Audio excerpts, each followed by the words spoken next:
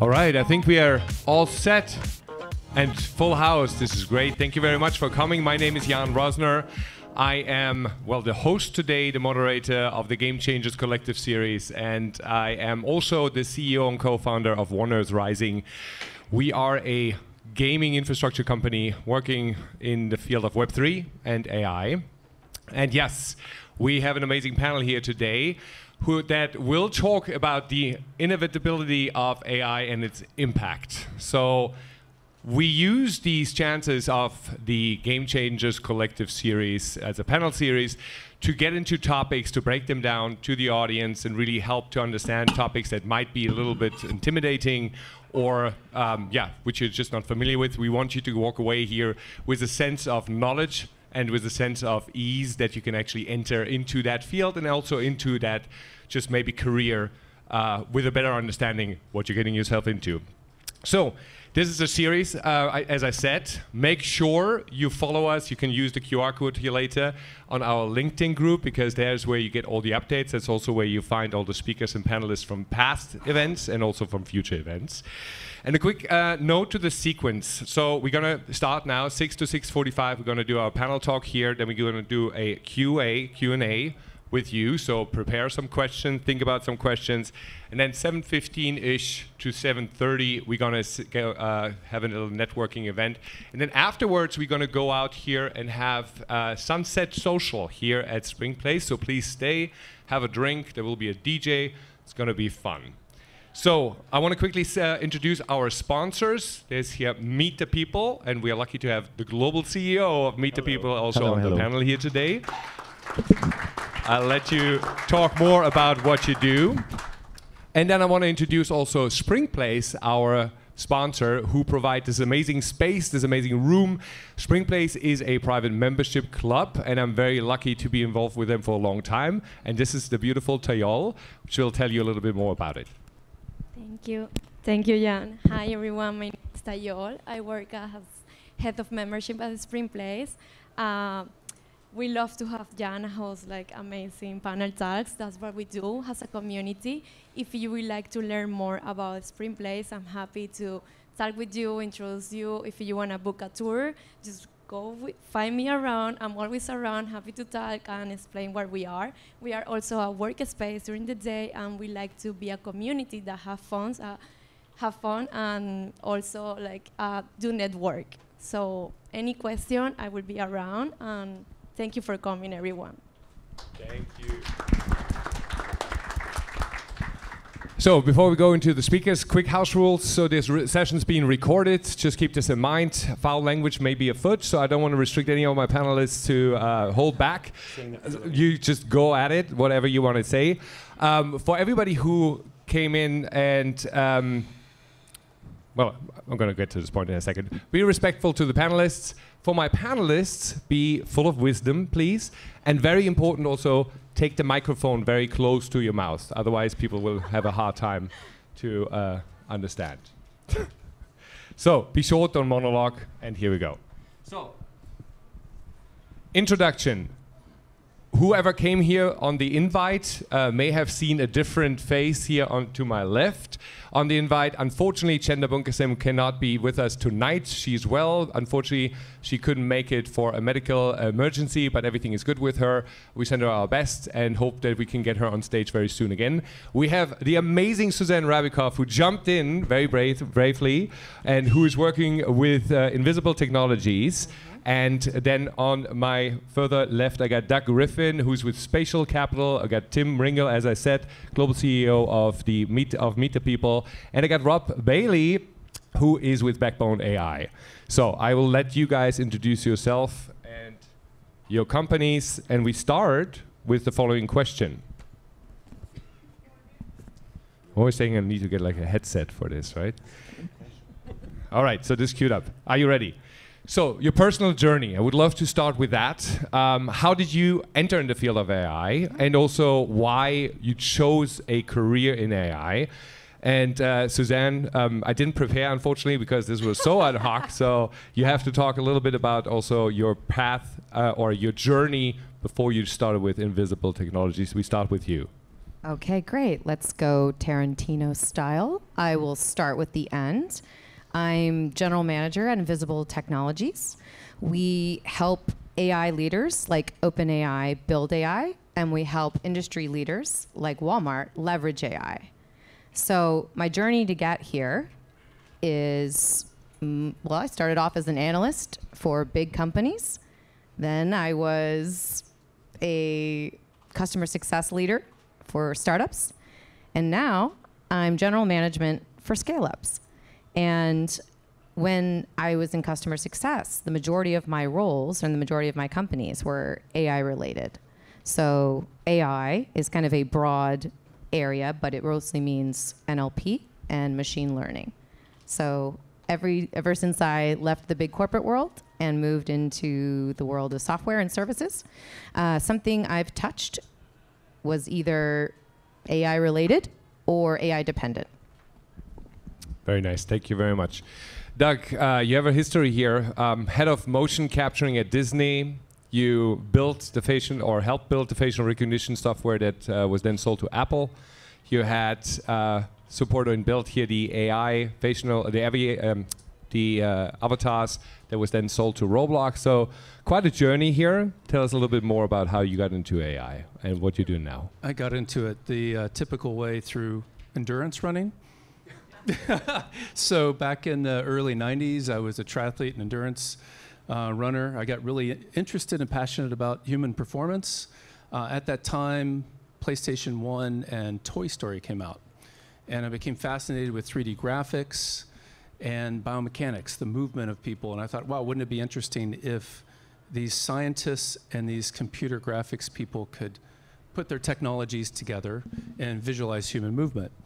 A couple years later, I ended up running one of the first motion capture studios in the world. Industrial Light and Magic recruited me to build up that department for the Star Wars prequels. Jar Jar was not my fault. Thank you. And I ended up working in the R&D lab at ILM and got into the broader spectrum of computer graphics and computer vision. I've kind of been in that space forever. And my first AI startup I joined 4 years ago, and as you mentioned, we sold that. It was a AI system to create an avatar based off a single image and then bring it to life with either text, voice, or video. And we ended up selling that to Roblox, as you mentioned. It's going to be their new AI system. So, very cool. And now you're looking for the next new thing, and hopefully supporting that. Wonderful. Tim, you were the global CEO at Reprise. You are the board member at AdLedger.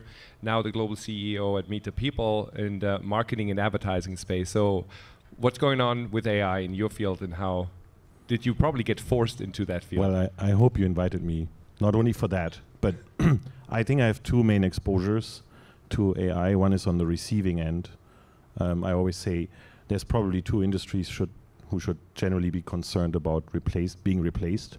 One is lawyers. I'm kidding. And the other one is probably partially creatives and copywriters. That's what's in the media right now. So as an advertising group, we look at that, of course, and we have to figure out how are we going to utilize AI going forward on the receiving end, because we're not going to create AI ourselves, right? So we're probably going to be a great customer for someone at some point. And the other one is on the venture capital side, where I do invest into new technologies, and I have investments in the AI space, but primarily in cybersecurity. So I'm interested in that, and I am exposed in that as well. Yeah. Thank you. Rob, ex-CEO of DataShift, helped build machine learning software Video, and now Backbone AI. Love to hear your journey. How did you get yourself into that? And you, I mean, young at heart, young at look, but have been in the AI field for more than 10 years, right? Yes. Good. Good evening, everyone. Thanks everyone for coming. It's absolutely beautiful outside. So an extra thank you to all of you that instead of being outdoors are in here learning about AI. So we're going to do our best to make this a really awesome session for all of you. I first got involved in AI back in 2011 by accident. A friend of mine had invested in a company called DataShift, which was working with Twitter. The company wasn't growing very fast. They asked me to come in and help out the founder a little bit. One thing led to another, and I ended up as CEO. And at least for a little while, 3 years. And it was basically a pretty heavy-duty machine learning platform built to process about 1 billion tweets a day. So did that.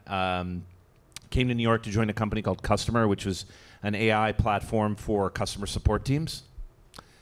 Took a little bit of time off to do crypto fund, and then came back and actually I was looking for investments, or blockchain investments in supply chain, and I looked at 50 plus companies, didn't see anything I liked. Came up with the crazy idea of just starting an AI company that solved supply chain problems, and that company became Backbone AI, which is the company I'm the CEO of today. Wonderful. Really great to have you all here. Please a round of applause again for our panelists. So who of you here in the audience has or is actively involved in AI beyond like just using ChatGPT for tests or something like that? Very good. And who of you would like to learn a little bit more, like the basics of AI, like starting at the beginning? Very nice. Okay, good. Well, 50-50. That's not too bad. Here you go. So what I wanted to start with is to break down just some simple terms to get the vernacular right, and everybody's really knowing, or everybody knows what we're talking about. And starting with you, and you know, everybody can pick up on that. Doug is fast. So just like the basic explanation, how would you explain it to your mother? What's generative AI? Oh gosh. So I've been working with my mother on this for a little bit, so I feel lucky to come in a little last minute. But first of all, if artificial intelligence is supposed to be replicating our idea of what intelligence is, it's important to take a look in the mirror and figure out what we are, right? We're great code, we're great content on killer infrastructure and architecture. That's also what generative AI is. And what you're really doing is using these technologies, or using this terms, what they call like natural language processing and machine learning, to basically take lots of code, lots of content, and be able to give it back to you in a way that feels human. So some very easy ways to wrap your head around generative AI before it was generative AI was going into Google, putting in an address, and then having the results generate for you so you know how to get there. So your directions are an example of generated content through machine learning. Very nice. I never heard that. That's a great explanation. I love that. Thank you. I've been workshopping it with her. She's good. almost She's there. good. She's a lucky She mother. doesn't get the whole code, content, architecture, infrastructure. She doesn't get like, that yet. It's just like a human Google. We're now. actually way less expensive than most infrastructure. That's awesome. So. Rob, you wanna take the LLM? Large language models? Yeah, so it's a complex topic. I'll try to give a kind of a quick, succinct answer. So LLMs are large language models. And over the machine learning's been around for decades. Large language models first started, I think were first developed in 1966. But they have evolved a lot in the last few years. In particular, I would say since 2017. Does anyone know what happened in 2017? Researchers from Canada. Well, you can answer if you want. No, sorry. I was just asking where the it. music is coming from. I think it's coming from outside. Okay, never mind. Yeah. So basically, there's a lot of different machine learning models and neural net models. And traditionally, there were kind of older, more sequential recursive models that worked on sort of large data sets. So starting in about 2017, there was a kind of an innovation in the technology around neural nets, which is transformer-based machine learning. So that really kind of came out and started to emerge in 2017 between researchers at Google and researchers from Canada.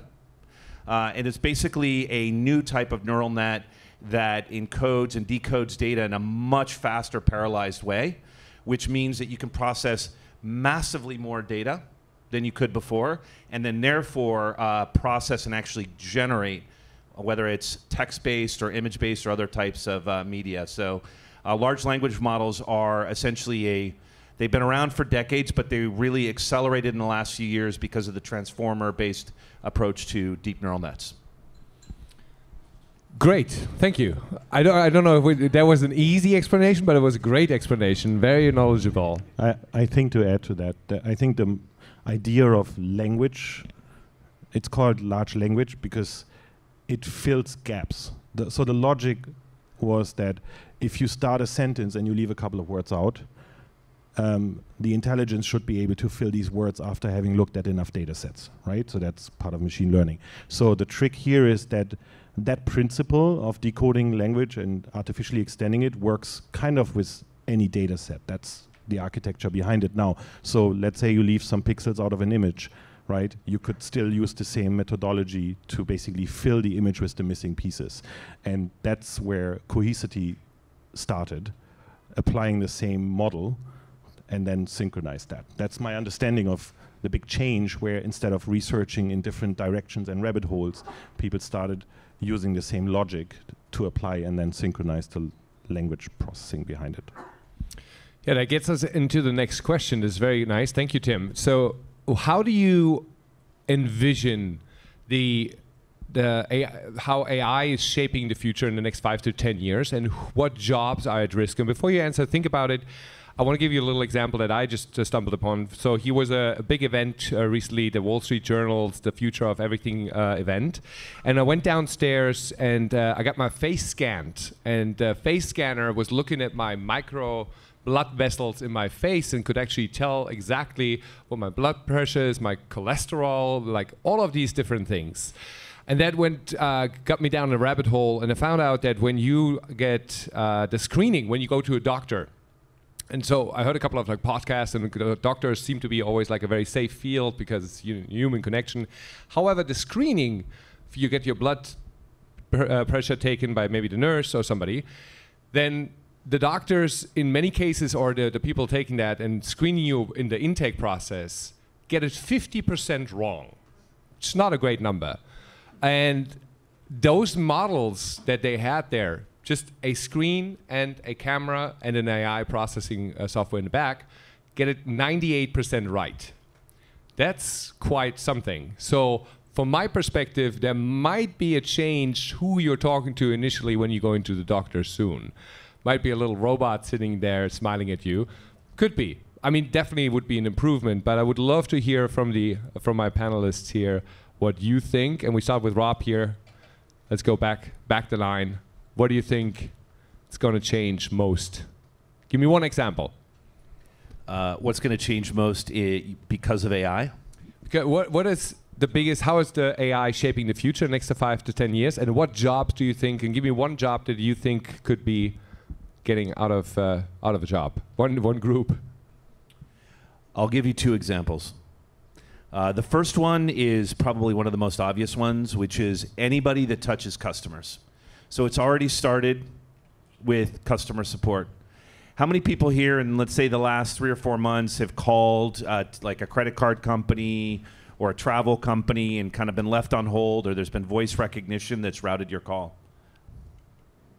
So you've probably talked to AI. The AI is already, even in the last 10 years with chatbots and everything else, has massively transformed how companies interact with customers.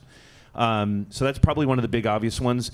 Coming next are going to be, for example, sales reps, marketing departments. There's incredible companies right now, like Writer, that are using AI to do generative marketing content, which is pretty good. A few weeks ago, we were looking to come up with a new name for one of our products. And in the past, you probably would have hired an agency, paid anywhere from 25 to 50K. Yeah. Sorry. Be soft on team. So somebody on the team was like, "Hey, we're building a new AI product. Why don't we use ChatGPT to come up with names?" And we kind of laughed. So we all went into ChatGPT and asked for 50 names, and it was shocking how good some of the names were. So I think marketing, anything having to do with customers and language, I think are going to be transformed a lot. But you mentioned the example of doctors, and that's one of my personal favorites. People talk about AI replacing humans, and it's usually in a negative context. But AI can augment humans or sometimes make them better at things they weren't that good at. On a personal level, I've been misdiagnosed by doctors a few times in my life, and it almost killed me. So the idea of doctors using AI to improve their diagnostic accuracy is actually really awesome. And there's now been limited tests where AI-based chatbots outperform doctors in terms of accuracy and actually bedside manner too. Yeah, yeah. Low bar. That last part's not hard to do. No. So I would say anything that, so jobs that are generally, to simplify, generally repetitive and also deal with collecting fragmented data sets. That's the easiest one to be disrupted because you can never be as efficient as a technology you plug on the internet and can make sense of data sets, right? So that's going to be a bad one because from my theory is that, at least in my industry, but I guess in many other industries as well, people start as a specialist and then become a generalist. So most of the specialists in a career, they start with data stuff, analysis, research, collecting information, trying to make sense of that. So that's gonna stop because it's a waste of time, right? And maybe a little thought starter as well. We all already are exposed to AI every day, not only in a call center, but you open any social media app. The content curation and the reaction of the algo against where you spend time, what you look at, swipe, like, share, it's all AI generated already. Not the content, but why you see what you see, it's already AI generated. So think about that. I think that's an easy to understand application. Yeah, I like that. Take a little bit the thunder out of all the craze around the new AI. Doug, you're also very immersed, obviously, in the entertainment field. So would love to hear a little bit about that, creators maybe, or anything you see in that space. Yeah, in general, I would say every job that deals with information is going to have be impacted by AI. If you don't want to be impacted by AI, be a plumber, electrician, construction worker. But if you have a job that there's an input of information, there's an output of information, AI could be trained to automate that process and to actually improve upon that process. We're seeing it in Hollywood right now. The Hollywood writers are on strike, and part of the reason is they're concerned about AI being used to write scripts. My wife actually used to manage the art department at Lucasfilm. So some of the best visual effects concept artists in the world, they're up in arms right now because of Midjourney, DALL-E, and Stable Diffusion, all of these kind of concepts where you can just input some text and output art. And some of it's fantastic. Midjourney has really done quite a bit in the last few years. But I definitely have concerns about those AI systems being trained on copyrighted material. And so I think there is an opportunity and a risk involved with AI, and one of the opportunities is putting regulation around how these can be trained. Can I ask Doug a question? Sure, go for it. So Doug, with your entertainment background, I mean, I've been watching the same thing too, with writers starting to revolt and get very concerned about being replaced by ChatGPT. I mean, last time there was a really big strike, it led to the rise of reality TV, and I just wonder if striking and trying to oppose generative AI is really the best approach long term for them? Listen, the toothpaste is out of the tube. There's no putting it back in there. But I think what we can do is we can kind of clean it up before it gets all over the place. Clean up the counter, kind of organize it. And I think if we take both social, governmental, and even on a per company basis, look at the ethical uses of AI, I think we can be better as a society. And I think we can impact, and we could use AI to support us and be in a better world, or it can be used by people just for profit. And here I am speaking as the venture capitalist. And I don't think that's good for society. And I think we do need to think about how it's used, and we need to put regulation around it. There are mass benefits to the use of AI, and I think it can improve our lives in substantial ways. Just today, a newsletter went out about a man who was paralyzed, who could walk partly because of AI. So there are incredible use cases, including diagnosing disease, that can be just vastly improve the human condition. But we also could be at risk for putting a lot of people out of work, and how are we going to deal with that as a society is the issue. Yeah. Suzanne, before you answer, I just want to throw something in, because that's a perfect moment to Rob's question.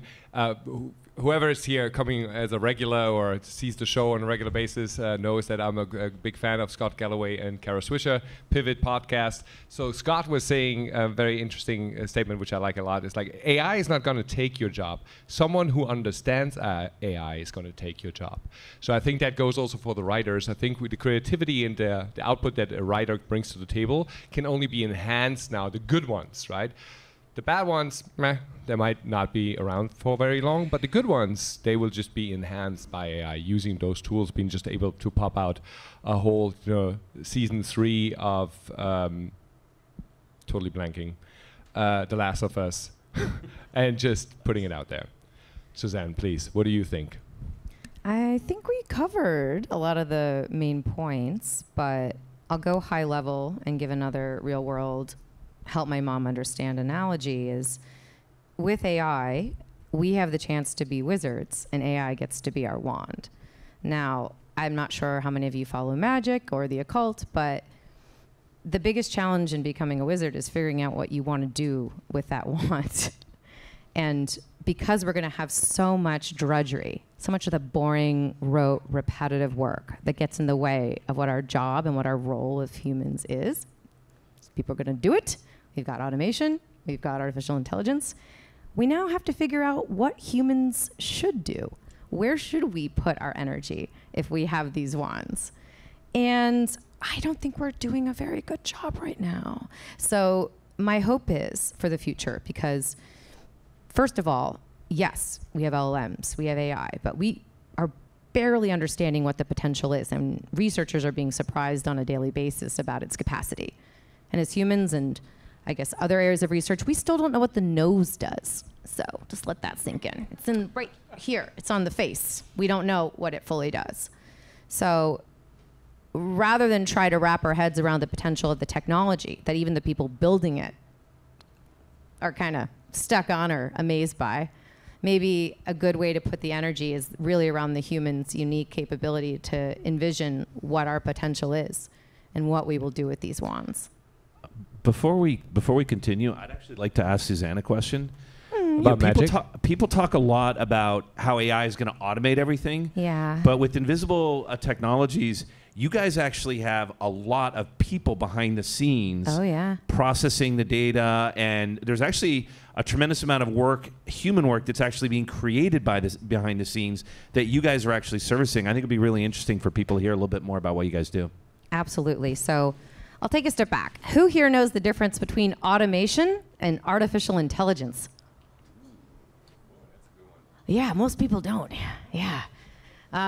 So automation is a collection of different technologies, but really you're creating robots, either in the physical world or in the digital world, to take on certain tasks, right? Maybe it's called RPA, or maybe it's a robot on an assembly line. But either way, it's not just one thing, it's usually collections of things. Whereas artificial intelligence is, again, usually machine learning and NLP. Now, an important thing to know about AI companies is that they're building products for humans. They're not just building it for the sake of building it. They're building it so that humans can engage with it. And as we touched on about generative AI, they're generating content for you to engage with and have a good experience. So a big part of getting these LLMs ready for your engagement is you have to train them. So who here is familiar with the category of ML ops or LLM ops? Hell yeah, great to see ya. So you're gonna appreciate this very simplified drill down version. So with LLM ops, one of the big differentiators is people. And you need people that represent the greater body of people that the model will be engaging with to train the model like a dog, like a child. Good, bad, yes, no, up, down. one of the ways that you may have been training a model right now is CAPTCHA. How many of you have had to verify how many traffic signals were in a picture to get through to something important? All right, good. Look at you training a model. Cool. That's one example. So within RLHF, or reinforcement learning with human feedback, that data is collected. And my company specializes in the hiring and orchestration of that human talent to train these models. And then once the model is trained, imagine all of that feedback gets pulled back in through an integration back into enriching the model. So we're doing that. It can be crowdsourced, and it's also happening as you engage with the model. Does that answer your question? I love it. Was that an awesome answer or what? Amazing. Thank you.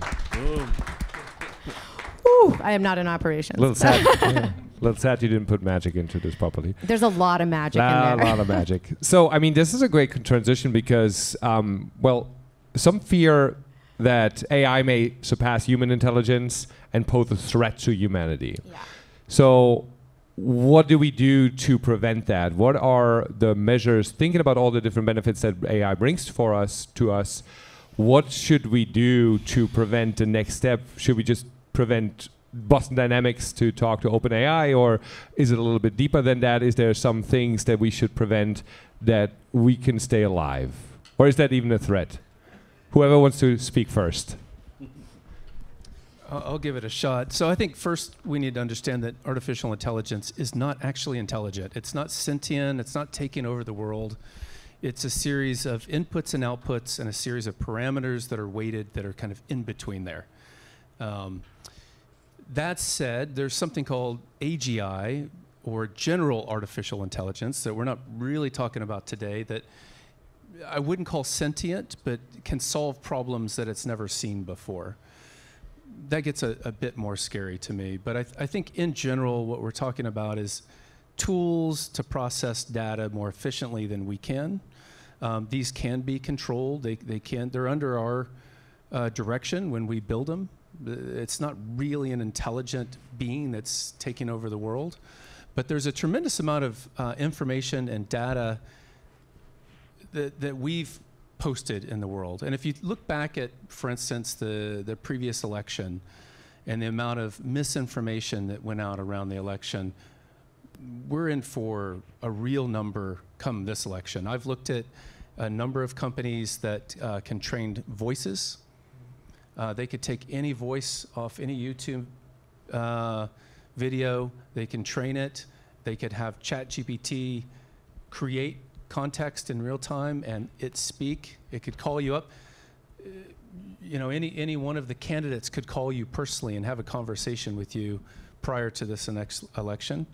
More worrisome, I think, are some of the abilities to alter existing video to adapt to that speech. There are existing technologies today, and just look up deepfake Tom Cruise if you get a chance. Incredible, and this came out a year or so ago, incredible photoreal version of Tom Cruise. We're at a point where if you combine a couple different combinations of companies out there, you could train and deliver a video of Donald Trump saying something outrageous or potentially aggravating to a lot of people. Actually, that's probably not a very good example of really, no, think about it. What? No, never. You know, 4 years ago, this whole deep, fake news, not such a big deal, but I think we're at this point for the next election where you cannot trust video anymore. And so that is something to be considering. Well, one second before you answer, Rob. Not even video, I mean, everything on that sort of even visual, right? I think it was like a couple of days ago, where the take your thunder, sorry. Where the explosion at the Pentagon on this. Now, unfortunately, due to this amazing now former CEO of Twitter, everybody can just set up their accounts and then verify them. So it looked like an official Bloomberg site, and it got reposted, right? And it was, I don't remember what it was, 400 billion in the stock market that was lost for a second and then gained again. Roughly.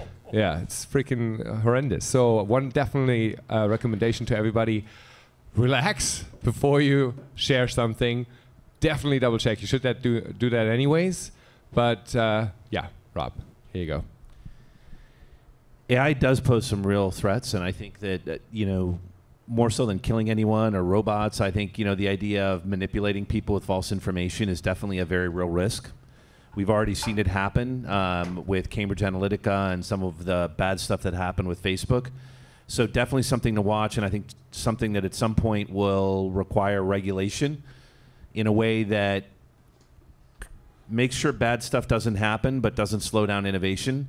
But we live in a country where more than 40,000 Americans are killed every year by guns. So while I think that AI is a real risk, I think that there are things killing Americans and killing people worldwide that are a lot more urgent for us to worry about.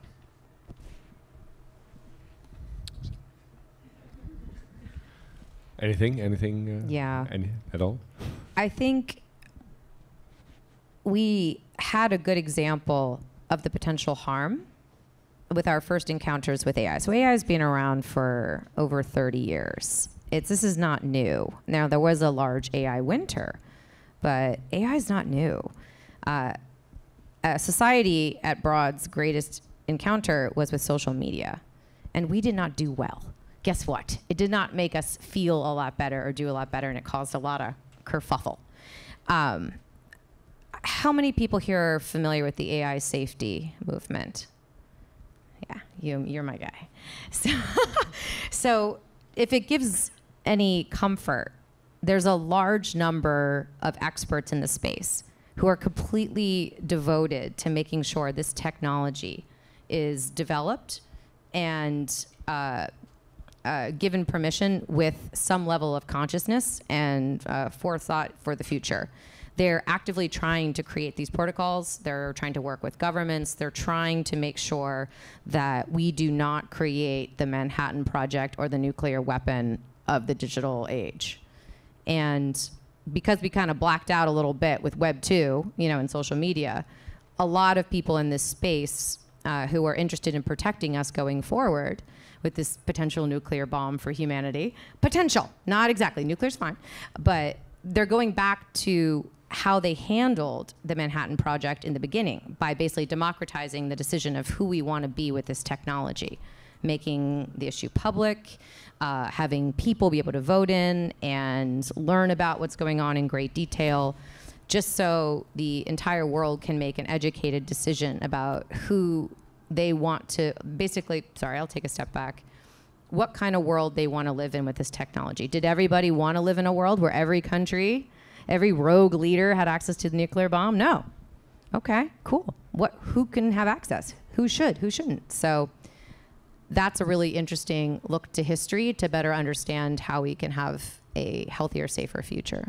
Yeah, I agree with you. The challenge is, of course, that you have to bring everybody to the table, and you can build AI in the basement of a student dorm. Do you know why it's such a piece of you-know-what to bring everyone together? Yeah. People messing with AI in our heads. Yeah.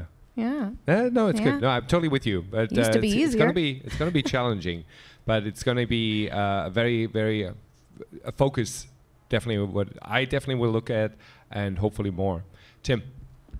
I would say it's identity and relationships, because so first of all, our identity is anyways already online, right? So I can't prevent somebody creating a deep fake of myself, because you have one YouTube video up, you have a social channel, you can be faked completely, right?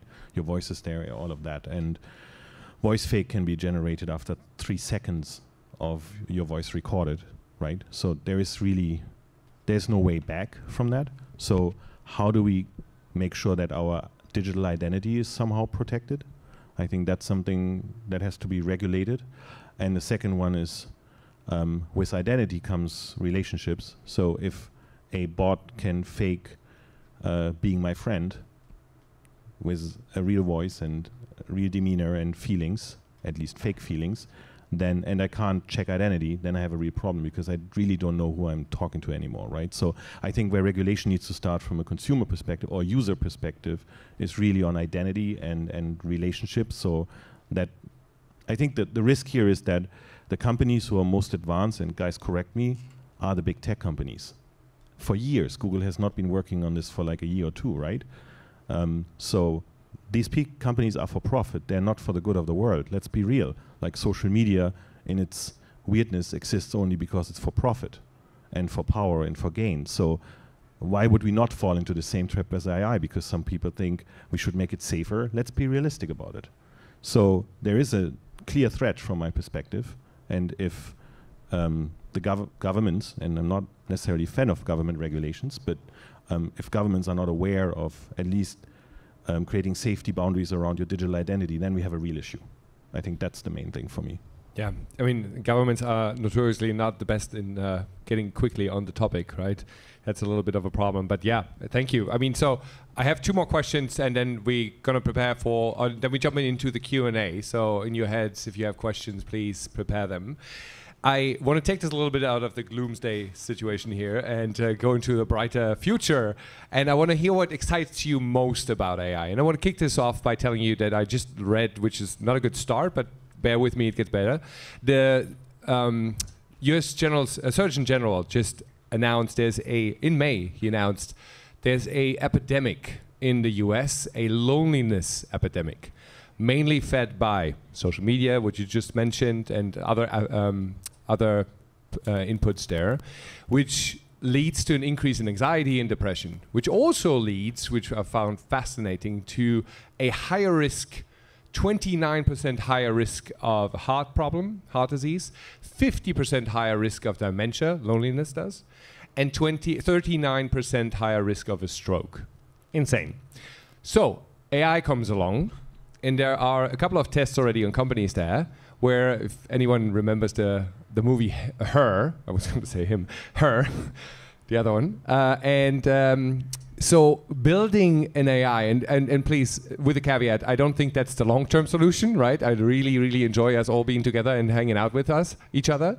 But having a solution where you can feel and be in conversation with somebody else who listens to you, who's not just repeating something, but is actually able to have a conversation with you, maybe even to the point that it trains you to be better in conversation, to have an intimate relationship with somebody, and going to the status where it's actually getting into further sexual relationships. Even that is possible with somebody who might not be able at this point having that. So that is something exciting at the same time. So I'm a little bit on the cusp of that, because it's exciting that it's good for people that feel lonely. Hopefully it's not just going in the direction where it's just like living as avatars and having our robots doing the job for us. So that's kind of like, I'm a little bit excited about this, but I'm eyeing it. So anyways, Suzanne, what are you most excited about? I'm going to go big picture on my fantasy of what happens if me and my fellow humans have all these magic wands. So we can take care of all the stuff that we need to make money and keep us busy. My fantasy or my hope is that we would all agree to heal and enjoy our planet, and that humans would participate more in the analog world with each other and the environment, and even solving how to, make AI and technology less energy reliant. And we would all just pretty much hang out, farm, have sex, smoke some weed, Sounds eat good. some stuff, and just human out together. And just everyone else can take care of all that other stuff. So That's great. Time shift. Doug? So as a venture capitalist, I look at a lot of early stage companies, and a lot of them are using AI to benefit humanity. So on your point, one out of Switzerland called Claire and Me is an AI-based therapist that you can talk to, actually make phone calls to, and will help work through issues. I think that's quite wonderful. Blue Dome Technologies out of San Francisco uses what's called perceptual computing, so AI plus computer vision to look at the world and make sense of it. They find cracks and potholes on the pavement and help get that solved quicker, make your drive a little less cumbersome. I've looked at companies that use aerial footage of power lines. There's billions of lines of power lines that are inaccessible. And I live in California. All of you hear about California burning every summer. It's very real. I live on a hillside. And if you analyze the growth of trees, you can predict which ones are going to interact with power lines, and you can cut them before they actually cause a fire. So there's a tremendous number of opportunities to use AI for good that benefit humanity and improve the situation that we're in. I love that. That's amazing. And also losing less children in potholes is great. Tim?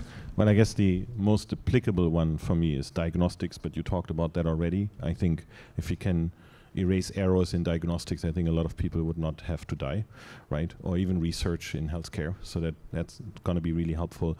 I hope that AI is going to do the exact opposite to what you're excited about, Jan, because I think it would be the absolute worst if her companion is now your best friend. Like, that's absolutely terrible. I think more in the lines of, well, if the heavy lifting is taken away from us, the repetitive stuff, the worrying about, oh, did I find my taxes right? And can I trust this tax advice? You know, all this shit that clutters, that clutters your day. If that's taken away from us, we can focus on actually making a change and actually work on using our brains. Because right now, all the time we have left, we spend on Netflix, right? After 10 hours of work. So I think that's what I'm excited about. Get rid of the repetitive work so everybody can live to what they should be living to, no matter if they love art, but they can't be creative because they have to make money to pay ridiculous rents in Manhattan, right? So that would be helpful if we could follow our passion instead of having to do all the repetitive stuff.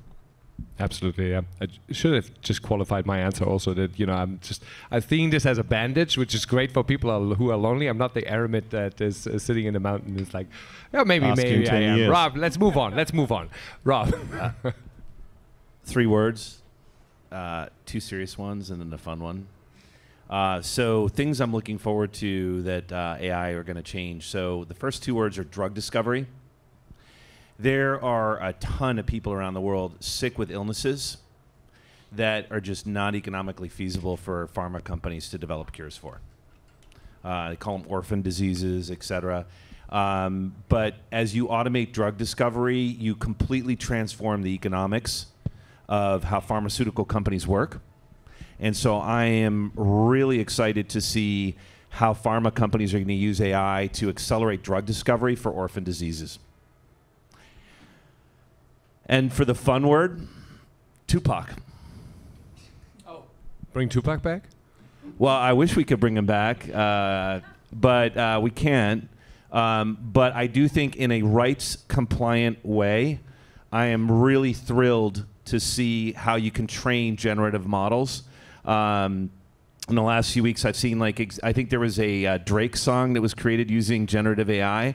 So I love the idea of some of these, you know, deceased performers having their songs, you know, having generative AI train on their songs in a rights-compliant way, so that, for example, the estate of Tupac and his family could actually sort of potentially serve up his songs to generative AI, and you could actually hear like collaborations between, say, Travis Scott and Tupac. And I think it could potentially, if done in a respectful way, could create a whole nother wave of really interesting art, which I think could be really, really cool. I agree 100%. There was an amazing album with Frank Sinatra and Bono and others of that. That was back 10 years ago, so which had nothing to do with AI, but I love that album, and I'm totally with you. So a quick fire session here. I wanted to ask you guys, for anyone who's excited about this industry, about AI, either from a professional career perspective or from a business perspective, because, well, fuck, we need to get in it and somehow start if you are in a specific field. What is, in a short form, really, just a source to mention, where should they start? You can pick either professional or for career purposes. I mean, like professional in the sense of business or career purposes. Where should they start? Some sources to look up to get started. Not books.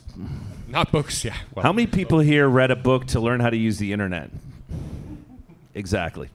I would suggest all of you, if you want to learn more about ML and AI, get out there, start using ChatGPT. I've been blown away. You know, a friend of mine in the back, the photographer, Elena, I've seen you use ChatGPT even just in some of our interactions in the last few months. So I would encourage, yes, calling you out. I have a friend of mine who's a songwriter who uses ChatGPT when she's stuck on a song. And so I would say that you do not have to work in technology to use AI. You do not have to be in technology to use ChatGPT, Midjourney. I would encourage all of you to practice, try out the different tools, watch videos on YouTube, but get in and throw down. You'll be amazed. There's an incredible basically AI, it can be very easy to use. So I would invite all of you to start, if you haven't already, start playing around with ChatGPT, Bard, Midjourney, and other tools. You'll be amazed at how easy it is and how much it can change your life. Thank you. Tim? Okay, well, use the tech, I guess.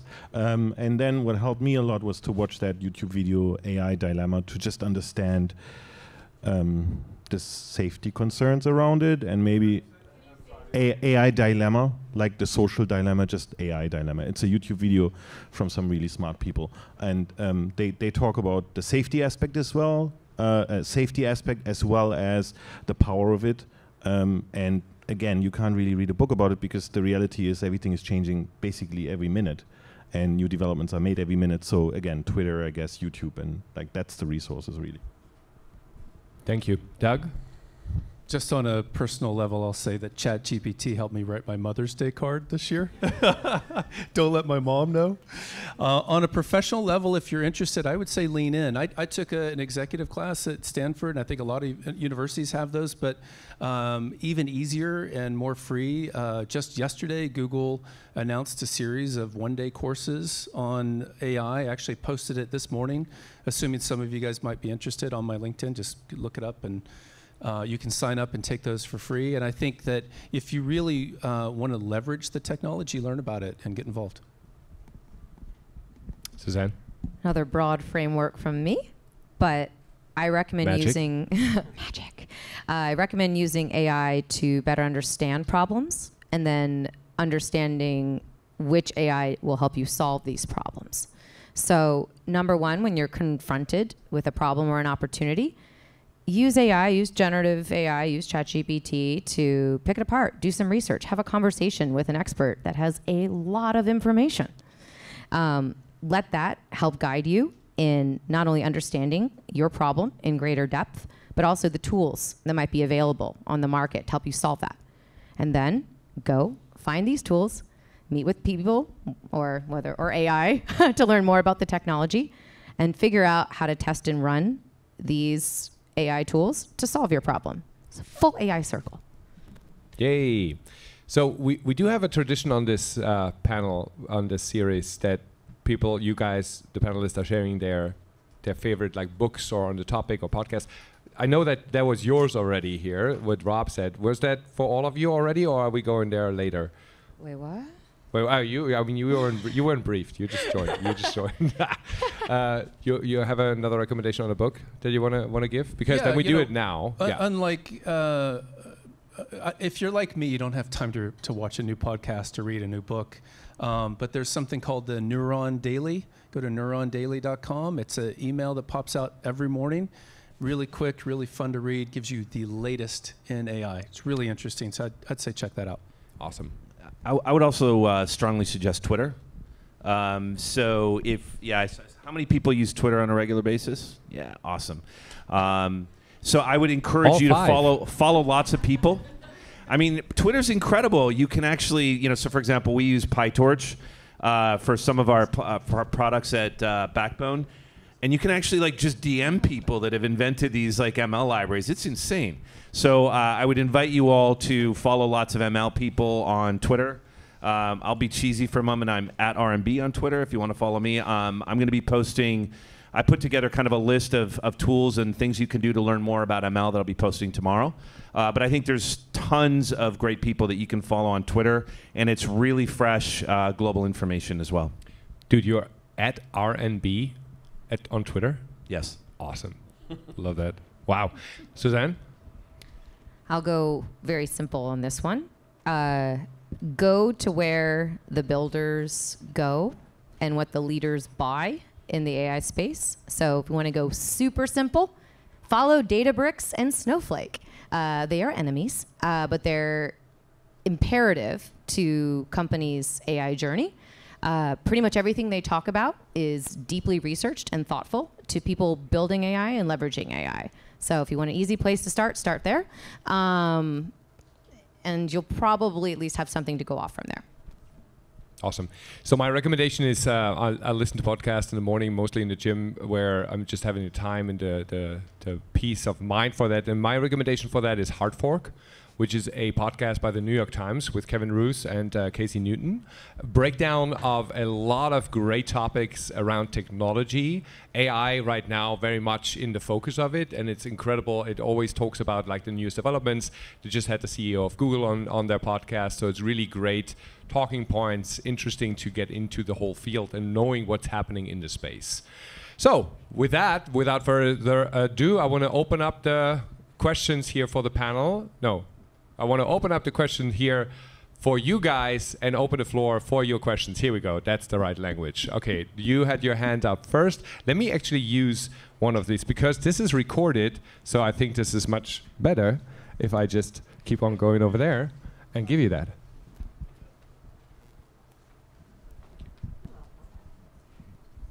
Hi, thanks for the panel. Speaking to you guys as capitalists, entrepreneurs. Yeah. All right. Everyone's kind of preying on this regulation to like save us from certain doom, but let's be realistic. What regulators do you listen to? Like, what's the best possible regulation? FTC, FCC, they can barely keep up. Congress can barely like understand what the internet is. Like, what hope do we have to prevent OpenAI, which is no longer open, right? It's, you know, who's going to really put brakes on these private companies, to save us all? Yeah, it's a very good question. So, I mean, I have my thoughts, but I would love the panel to answer first. Jump in. Everyone kind of looks at everybody else. Regulation is a very imperfect tool, but it's better than nothing. So regulation is going to be part of the solution, but not all of it. But I would actually turn it around, and I mean, you seem to feel very passionately about this. I'd be very curious what you think. Well, like internal review boards, ethicists, but you know, Google got rid of their ethics team. As soon as anything gets in the way of a profit, it's not deemed important. There's too many private competitors vying for a lead, so I feel like GDPR has been kind of effective in Europe. You scoff. So yeah, Has it? I really don't know. Like, I'm asking you guys as, you know, as entrepreneurs. And Well, I would guess regulation's not gonna start in the US. Because the US doesn't function like that. The US functions with make money first and then eventually regulate when other people start making money with it. Sorry, I'm being critical, but the reality is it's gonna come out of one of the rogue European states, I would say. GDPR, right? yeah. Similar to GDPR, and then the world's going to adopt. The question is, do we have enough time? I don't know. Oh, sorry. Yeah. So I said my part.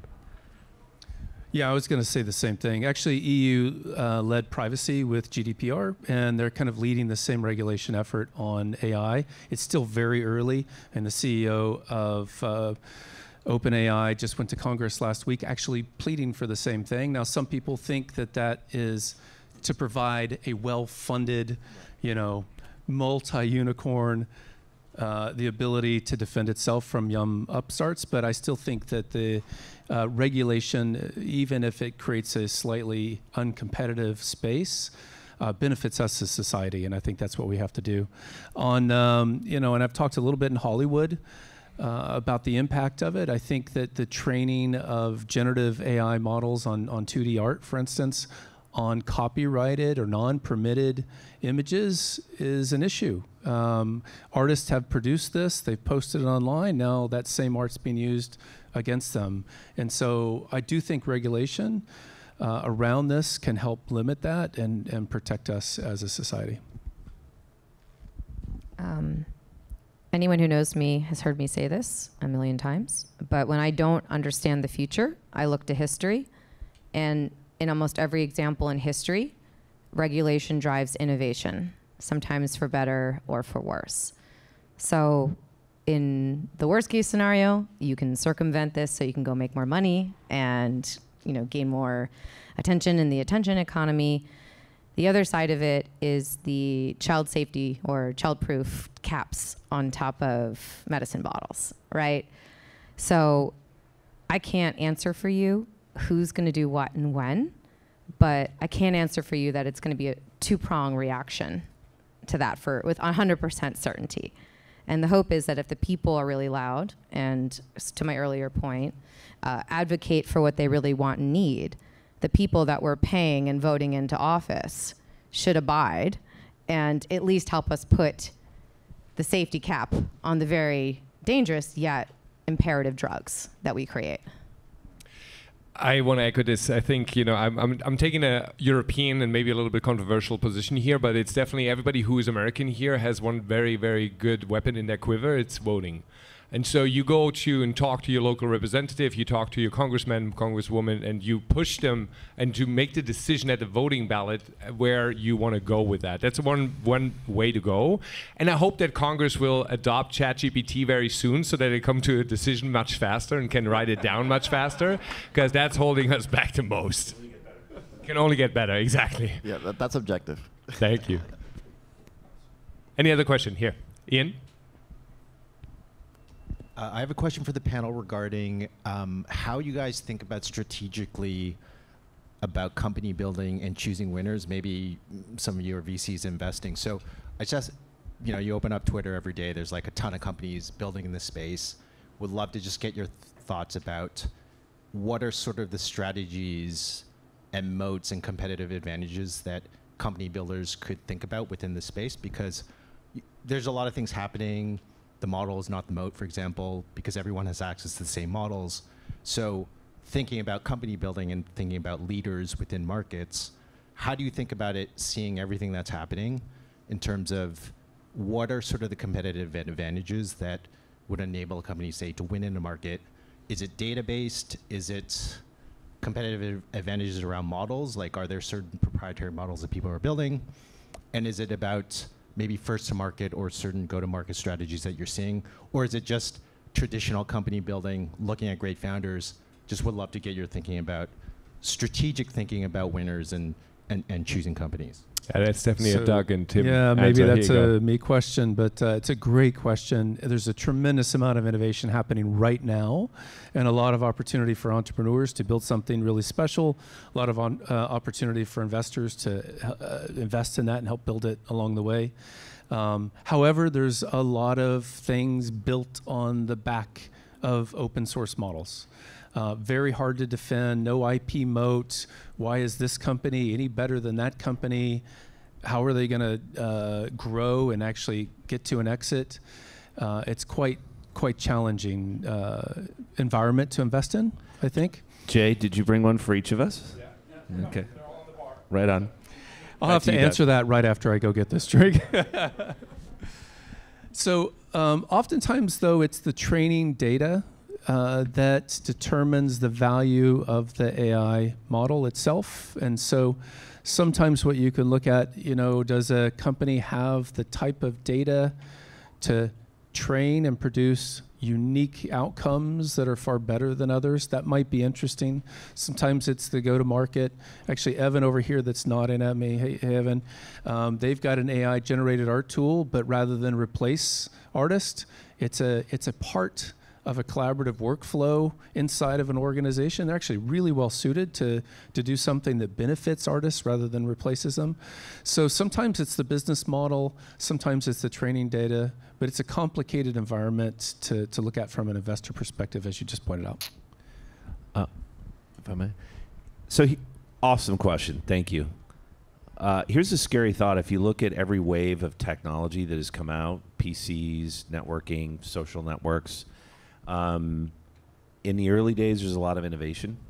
Eventually, a certain limited set of companies control the platform, like Microsoft did with the OS, and they then squeeze everybody else.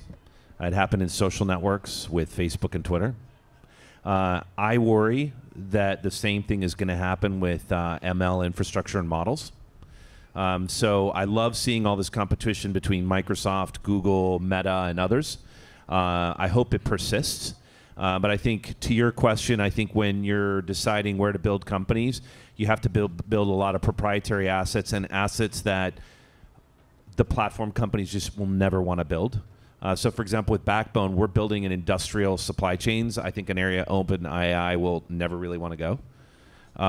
So I think it comes down to building moats around proprietary data sets. And I personally think that the amount of vertical or horizontal tuning that you do of the different models to specific use cases and the user experience you wrapped around it can be moats as well.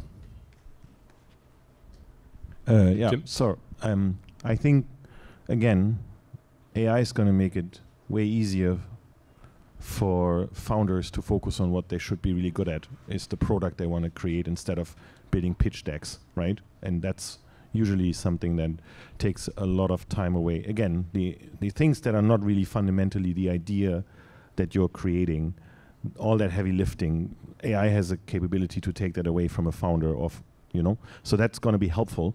On the receiving side, as an investor, we're going to have to think about what's an application and what's infrastructure, right? So there are going to be a shitload of applications out there that have no IP to them. It's just basically skinning the cat a different way, poor cats. But ultimately, the companies who are going to be most successful is the ones who provide the infrastructure for that. And I've said that about blockchain as well before. Like, no matter if crypto goes up or down, the infrastructure player is still going to make money with it, right? And I don't care which coin is going up and down, because if you own the infrastructure or the exchange or whatever, you're going to make money on it. So that's the same thing with AI from my perspective as an investor, if you have the choice to be an investor. But on the founder side, it's going to help you to be way more efficient. You don't need a lot of the people you would have had to hire to get to a product, because you don't need, I mean, I'm not saying you don't need engineers, but have you seen the code that comes out of some of these tools is pretty awesome, and you don't even need to know how to code. Right? Pretty good games come even out of this already, right? I mean, it's wild. Alex? My question is more commercial. How do you think AI is going to affect the business of sports? I'm actually an investor in a company that is it's the Strava of ball sports. So you throw a couple cameras up on a tripod at your kid's soccer game. It analyzes all the footage, pushes it up to the cloud, uses AI, and produces a highlight reel for you. And not only that, it gives you stats about every single player, the overall game. It's just really incredible. So there's a lot of this kind of perceptual computing stuff that can be used on top of sports to analyze connected fitness, to help athletes either improve their training or help spectators analyze and watch sports as well. So I think there's lots of opportunity around sports. I definitely also think, I mean, getting better performance for the athletes, that's one part. I think from the observer point of view, specifically on the TV, learning about you. What are your preferences? How do you want to watch sports? What's your best seat in the environment, in the audience? And so all of that then can be produced. You will have a different experience than somebody else who likes to sit on the sideline, or who likes to sit behind the hoop in the basketball field. So I think that's definitely something where the consumer gets a better experience created by AI for you, and then definitely the athlete route. 100% there. I mean, I think AI is going to transform sports in so many ways. We've heard of a few of them. I think a few more. One, the use of data to provide better training and recovery regimens for sports athletes.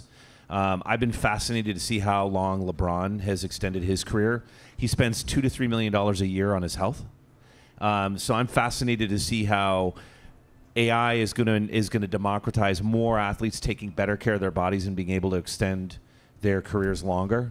So I think that's one. I think another one is going to be, we'll probably see a lot more emergence of new sports strategies.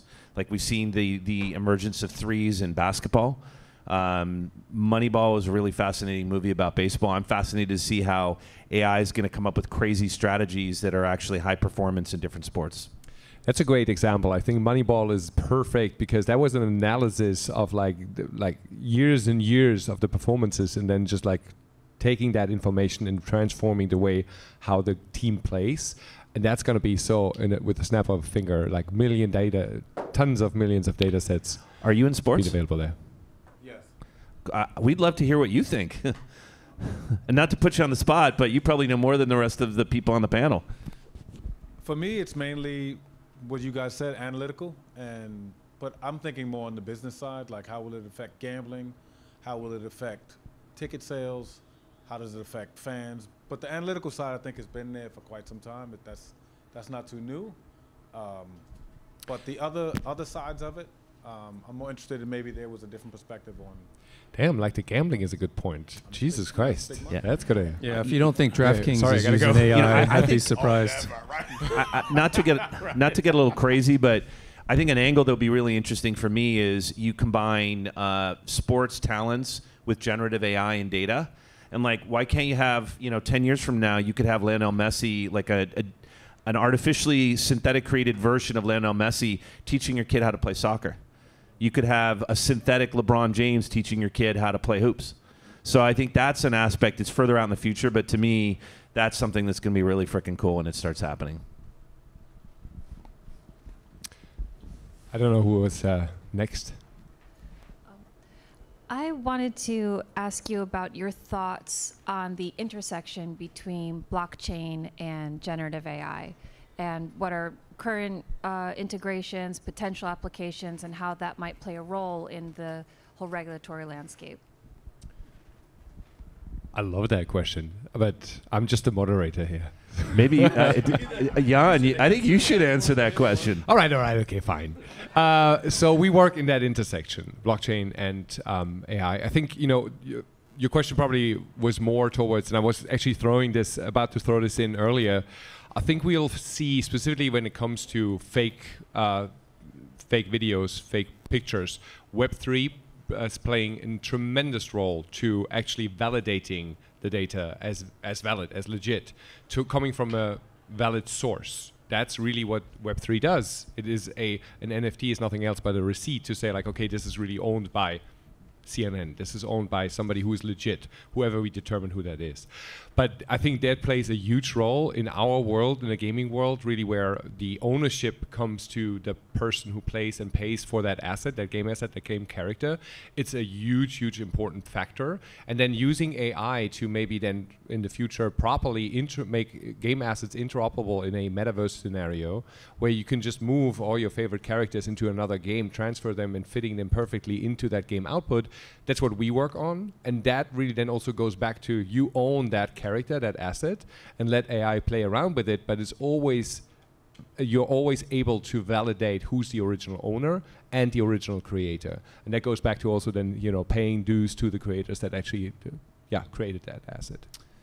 Yeah, that's on the NFT side. I was an investor in blockchain for a few years. Rob, a little bit. Yeah, I was an investor in blockchain for a few years, and I think it's really been sad to see what's happened in the last year with FTX and everything else.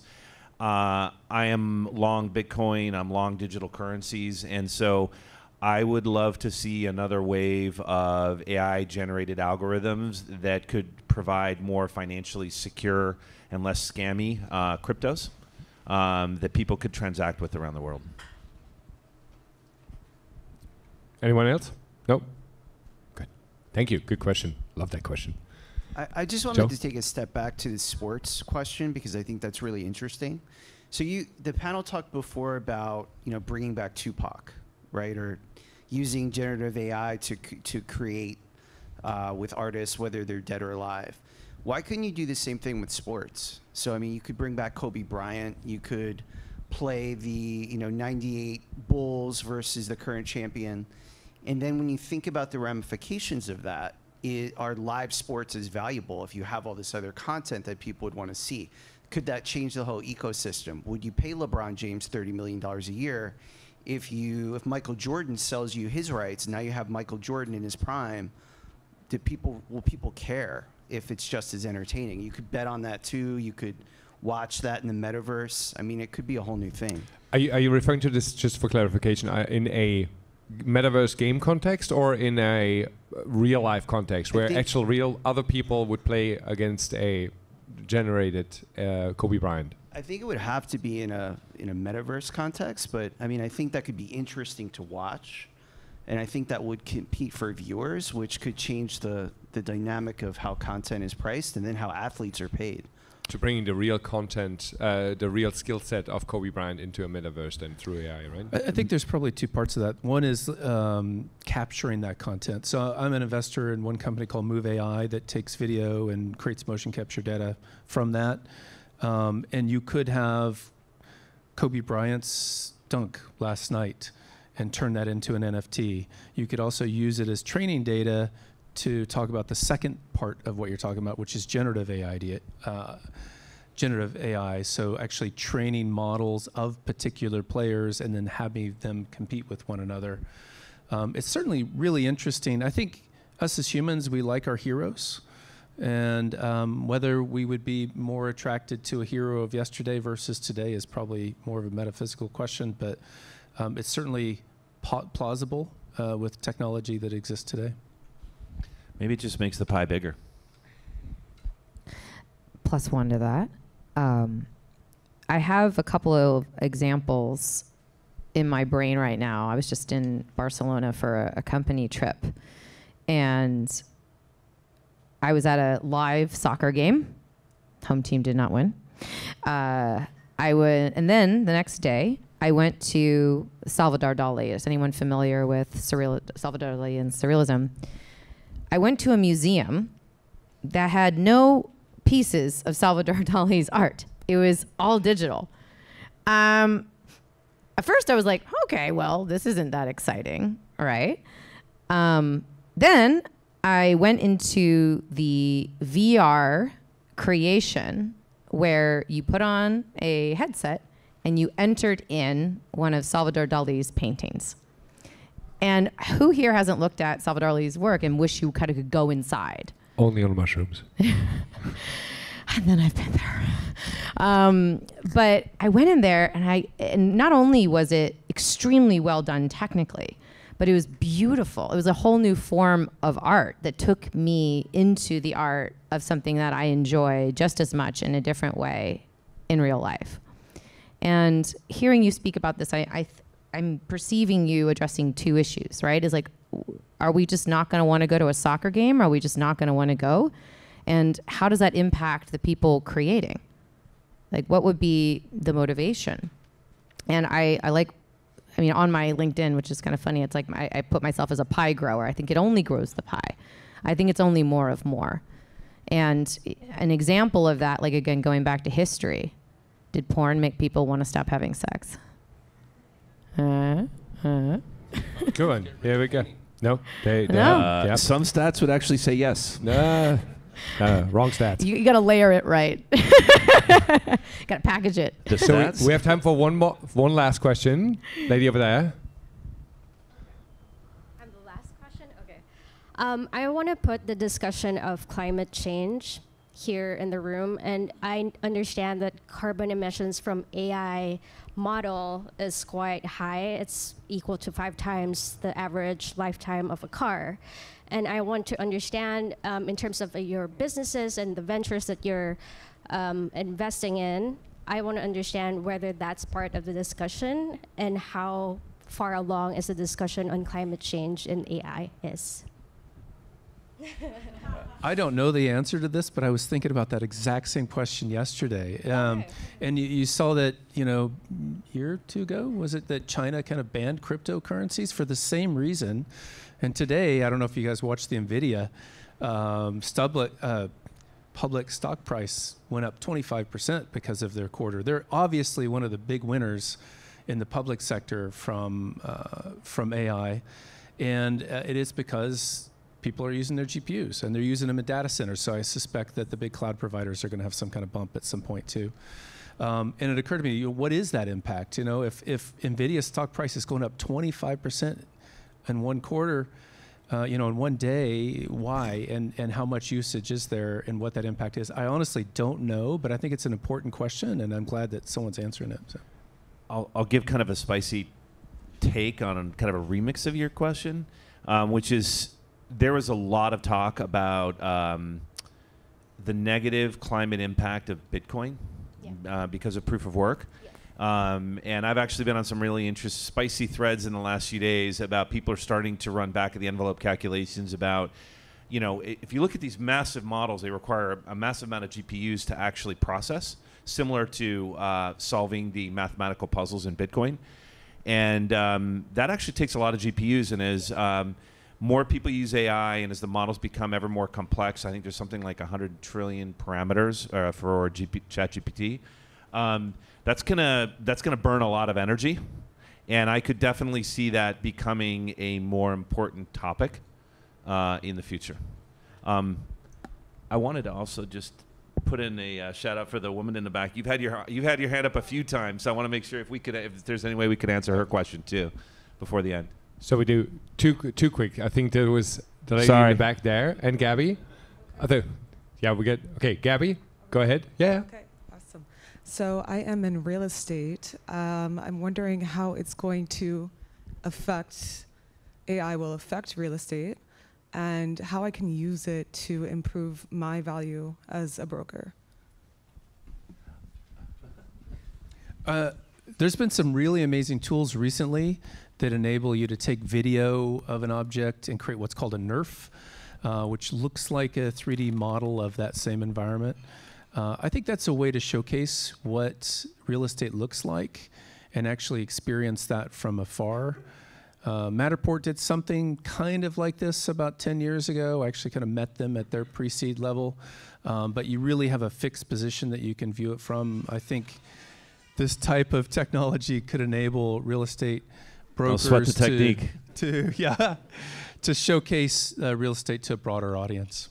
I'm actually starting to hunt a company for potential investment that uses AI to do predictive modeling of real estate prices. So it can actually tell anybody that inputs some basic information, predictive information about when they should sell their house. So that was pretty cool. So take Gabby on as the first. Can I do one shout out? My friend Kale sits right there with the green glasses. He built a real estate platform, and I think you should talk to him about it, because it's all about data sets, isn't it? And the more data sets you have and the better you can process it thanks to AI, probably the more you sell, right? So talk to Kale. At least that was a good ringtone. Yeah. Alex, you good there? You good? Yeah, lady, please. We can pause if you want to pick that up. I have like a safety questions. How can you make sure that the AIs are only fed accurate information so we can avoid the biased or very dangerous conclusion? Because there is a lot of bad data out there and even unreputable sources of information. So how? Yeah, very good question. We touched on this a little bit before well, first and foremost, it's you that definitely needs to, not you personally, but like we, need to change the way we interact specifically with social media, right? Not only our parents that send everything everywhere. We need to really double check and really check the sources where it comes from, get 2-3 sources to validate what's happening. But when a user is using an AI instead of a doctor or any type of provider, he assumes that the information there is accurate. So how can we make sure that we love consumers. The information is accurate? What's that? Nothing. You said a doctor? Wherever. Any information that all the AIs get, how can you make sure that they only get fed accurate information? Yeah. So, you want? So, the difference here is that with AI versus, say, automation, is that the key to success is how much data. So it's data quantity over data quality. Now, data and the need to ingest really clean data.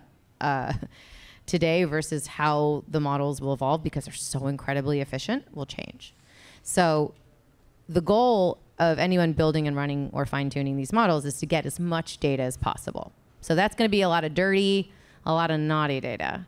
But based on how you tune the model and how you develop the model, you can weed out a lot of this information to make sure that it's not evil, racist, harmful. And that is going to be a very human thing to build in, because that's not something that the AI is going to pick up on, but it's something that the AI can help the human control. Anyone else want to talk about dirty data? I think Yeah, exactly. I wanted to say thank you very much for the question. So everybody, thank you very much for your time.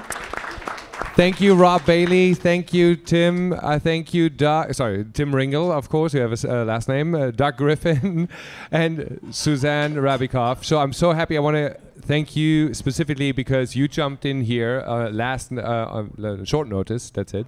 And otherwise, it would have been, again, just in this case, 4 young or middle-aged or however you want to put us, white dudes on the stage. So let this be an encouragement also specifically for the women here. Get involved with technology, get involved with AI, be interested, Web3, all of it. So we need more women, we need more diversity in the tech space.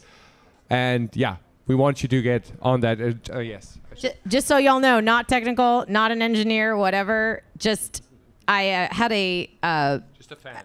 No, just a fangirl, willing to fail fast. But I had a conversation with a mentee of a friend of mine today, and she said, "What do you need to be successful in the space that you're in?" And I said, "Get really good at learning and really good at adapting." And anybody who's curious and can build that foundationally can go into really any space, including AI. So, yeah. Yes. So follow everybody. Here are some of their social media tags. There's definitely the right names and the pictures from their LinkedIn accounts. Scan this code here, this QR code, and join us on our group on LinkedIn. This is Game Changers Collective Panel Series, meaning as a series we come back. We want to do this every month. So stay tuned here and get the newest information on our LinkedIn group, and then connect with all the panelists here. And I would love to see you again. And now we're going to go over there, have a drink at the bar. You have access to all these wonderful people. Is Sunset Social at Thank you very much for coming. On the roof? Huh? Sunset Social bar or roof? Oh, the bar is on the roof right now, and not in general, but we're starting on the roof. It's Sunset Social. Thank you.